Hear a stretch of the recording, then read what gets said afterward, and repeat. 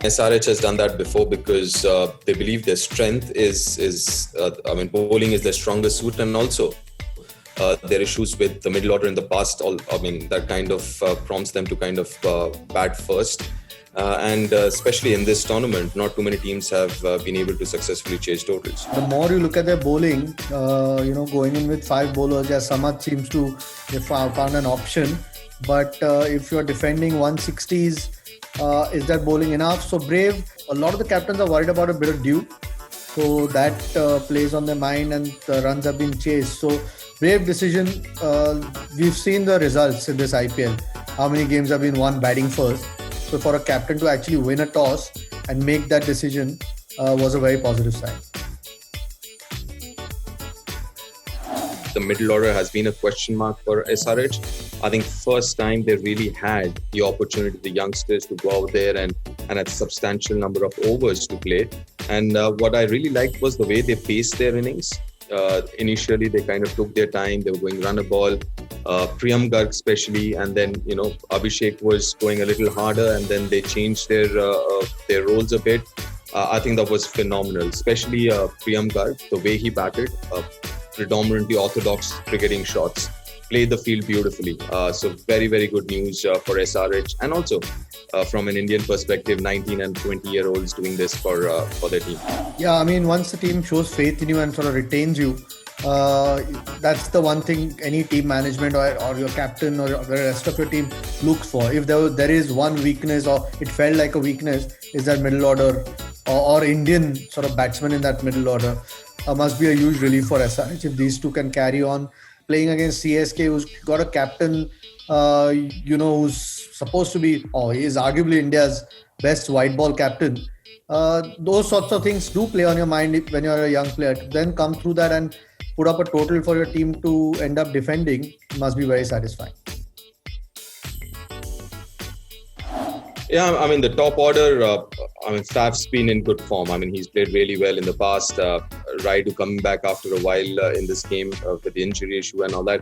But yeah, you expect a little more from that kind of a batting order. Top 4, good top 4, a lot of experience, a lot of ability and quality there as well. But you expect a little more from the top 4, because also keeping in mind that, they bat really deep. Maybe somewhere down the line, they'll also have to think about their approach towards, about a batting innings and how they want to go about it. Watson does look a little bit out of form. Faf is the only one who looks confident and unfortunately run out on the night. And then Raidu coming after a break.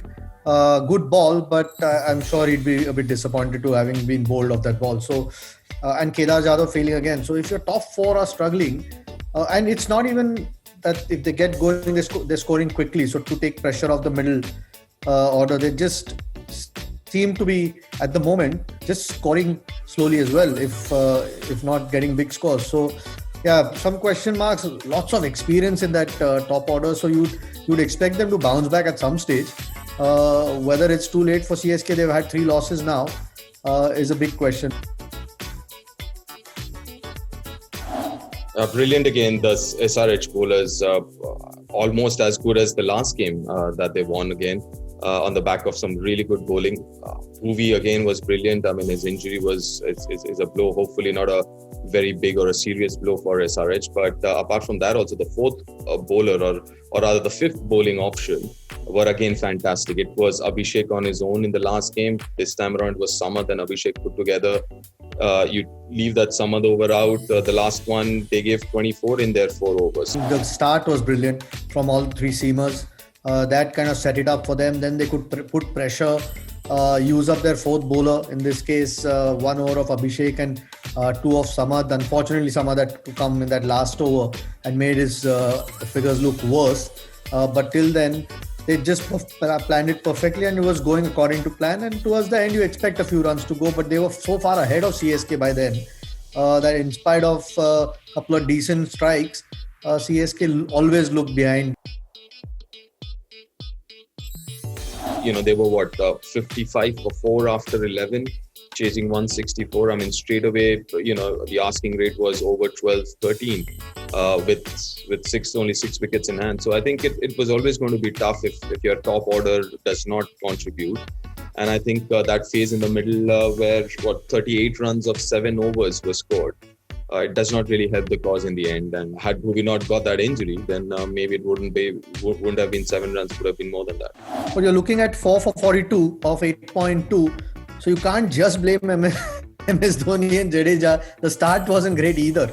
I mean, when you need 164, you'd expect that batting lineup to get 164. Okay, they might have given a few more than what was looking at one stage when they bowled CSK. But you expect that batting lineup to get. And the start wasn't great. The middle overs were even slower. And when you leave yourself as much to do, it's always going to be difficult. But for Bhuvi's injury, the result or the margin of the result looks a lot closer than it actually was.